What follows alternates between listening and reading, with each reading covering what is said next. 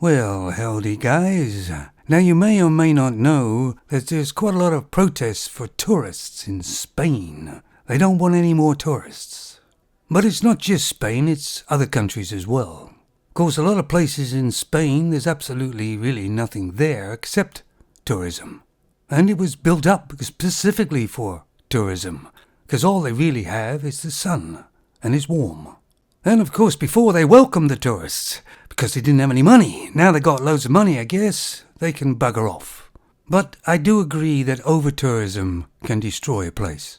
But you ever noticed about any protests, most of them anyway? They're generally always, mostly femons.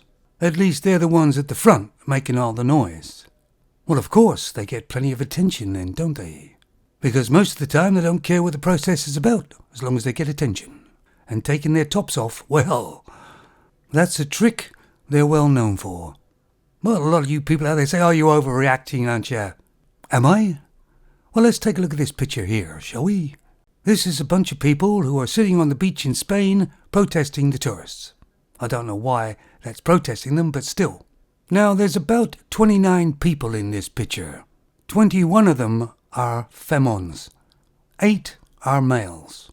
And probably 4 of those males are only there because their wife told them to be. Or else. You see, femons love drama and chaos. Males, not so much. But let's take another look at a picture of the protests.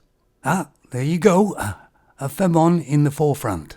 But seems a few more males in this one at least. But the femon is the one getting the most attention there with her sign. That could say, don't eat meat. Doesn't really matter to her, I don't think. Oh, and here's the one the femons love. Look. Now, they usually have bright-coloured hair. I think this one might even be natural. Don't know. But look what she's got in her hand. My God, they love them, don't they? I guess the femon doesn't realise how loud their voice is to begin with, and then they magnify it.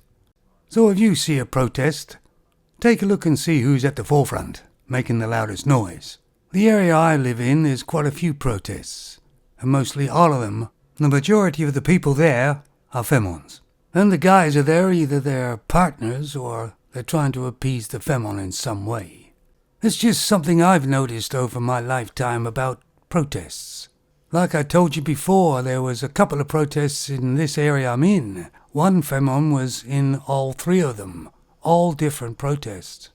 And she was at the front, yelling. I guess she'd be called a professional activist, I guess. Of course, another reason why a lot of males aren't at these protests is because they're at work, earning money.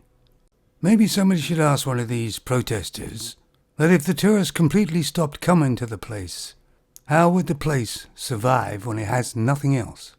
I bet they don't have a plan for that. Anyway, guys, let me know what you think.